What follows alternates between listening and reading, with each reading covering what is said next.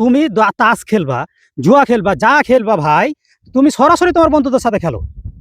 তোমার কাছ থেকে যদি টাকাটা চলে যায় তো তোমার বন্ধুর হাতে যাবে। একটা যদি সিগারেট একদিন খেতে চাও, তাও ওই বন্ধুটা তোমাকে খাওয়াবে। আর তুমি টাকাটা এমন একজনকে দিচ্ছ রে ভাই, যাকে কোনোদিন দেখো নি, যার সাথে খেলে কোনোদিন জিততে পারো না, তুমি শুধু লসই করো।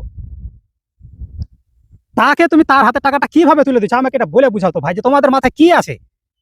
মানুষ কি এতটাই অজ্ঞ হয়? কিভাবে এতটা অজ্ঞ হয়? এখানে টাকার প্রশ্ন, সে কষ্ট করে উপার্জন করছে, তারপরে জুয়া খেলায় উড়িয়ে দিচ্ছে। আশ্চর্য ব্যাপার। মানে এই জিনিসটা আমাকে পুরাই একবার ফালতু খেলা মনে হয়।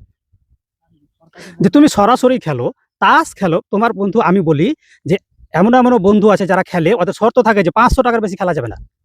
তো তাদের ভিতরে কি লজিক কাজ করে না, যে কেন 500 টাকার বেশি খেলবো না, একবারই খেলা সব শেষ করে দেবো? কেন রে ভাই?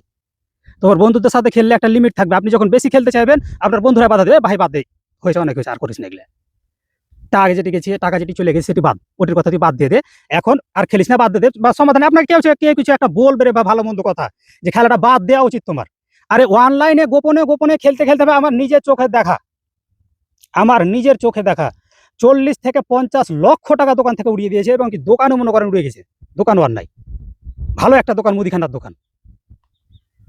আপনি কল্পনা করে দেখেছেন যে এমন একটা লোক যে ব্যবসাকে এত ভালোবাসে, ব্যবসা থেকে টাকা ইনকাম করে, একটা ব্যবসায়িক লোকের টাকার প্রতি তো মানে অদ্ভুত একটা মায়া থাকার কথা টাকার প্রতি।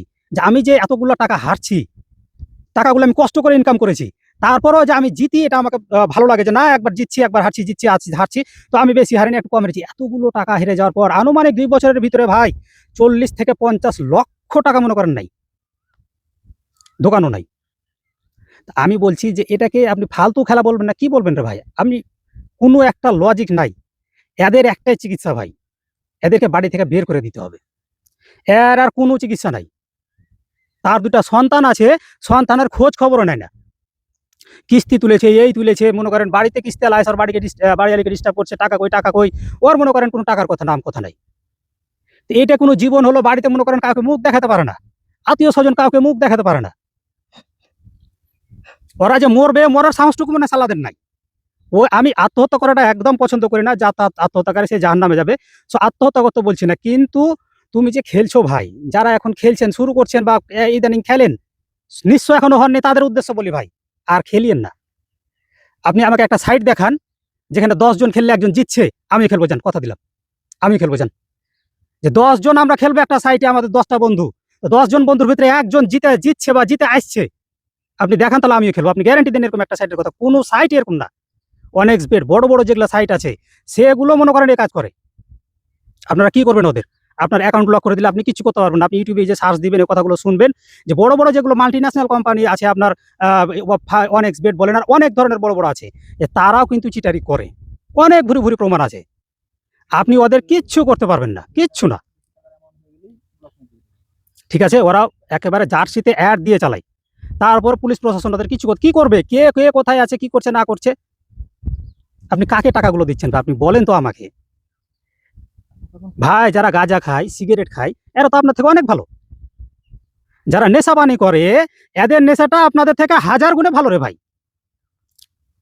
যারা নেশা পানি করে, তা বলতে পারবে যে আমি একটা সিগারেট খেয়ে ধোঁয়া ওড়ালছি। কিছুটা হলো আমি যে সময়তে খেয়েছি, ও সময় মানসিক সুখ শান্তি পেয়েছি। তো তুমি যে জুয়া খেলছো বড় ভাই, ছোট ভাই, তুমি যে জুয়া খেলছো, তো তুমি জুয়া খেলতে লেগে না কোনো সময় প্রশান্তি পাও, আর খেলতে না লাগে তুমি জিততে পারো। তো তুমি করছোটা কি রে ভাই? আমাকে বলো তো, এটা তুমি কি করছো? তুমি বলো আমাকে।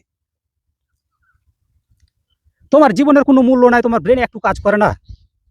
মানুষজন তো বলে, পরিবারে তো সবাই বুঝায়, কিন্তু বুঝতে চান না কেন? এটা আমাকে বলেন। আপনাকে এটা তাহলে বলতে হবে যে আমি মানুষের তালিকা থেকে বের হয়ে গেছি, আমি মানুষের তালিকার ভিতরে আর না। এই কথা যদি বলেন যে আমি আর মানুষ নাই, তাহলে এই কথাটা মেনে নেওয়া যায়। কিন্তু আপনি যেহেতু মানুষ, আপনি সবসময় একটা মানুষের একটা কমন সেন্স, একটা পাগলের একটা কমন সেন্স আছে, যে আমার লাভ হচ্ছে না ক্ষতি হচ্ছে, লাভ হচ্ছে না ক্ষতি হচ্ছে, বারবার যদি আমার ক্ষতি হয়, তখন আমার যাওয়ারই দরকার কি? একটা পাগলও নিজের ভালো বুঝে, কিন্তু আপনি আপনার নিজের ভালো বুঝতে পারছেন না এখনো। আশ্চর্য বিষয়। আমাকে একেবারে ফালতু খেলা, একেবারেই ফালতু খেলা। এর থেকে ফালতু খেলা মনে হয় আর হয় না। যেটা বললাম বিদেশিদের থাপ্পড় মারার কথা, ওই এক হচ্ছে সর্বোচ্চ ফালতু খেলা। আর তার থেকে সর্বোচ্চ ফালতু খেলা হচ্ছে এই মনে করেন 1 নম্বরে জুয়া খেলা। তারপর অনলাইনে, না না, আমি অনলাইনে জুয়া খেলার কথা বলছি, বাস্তব জীবনে জুয়া খেলার কথা বলি না। অনলাইনের জুয়া খেলাটা হচ্ছে একদম ফালতু খেলা। তো ঠিক আছে বন্ধুরা, গুরুত্বপূর্ণ কথা এবং অন্যান্য কিছু শুনতে আমার চ্যানেলটি আপনারা সাবস্ক্রাইব করে রাখবেন। আমি কিছু কিছু সত্য ঘটনা আপনাদেরকে বলবো, যেগুলো শুনে আপনারা আশ্চর্য হবেন। আসলে এই ঘটনাগুলো অহরহ ঘটে, কিন্তু মানুষ শেয়ার করে না। কিন্তু এই ঘটনাগুলো শেয়ার করলে মানুষ কিন্তু অনেক সচেতন হয়, ভালো মন্দ অনেক কিছু বুঝতে পারে। তাই আপনারা অবশ্যই সাবস্ক্রাইব করে রাখবেন।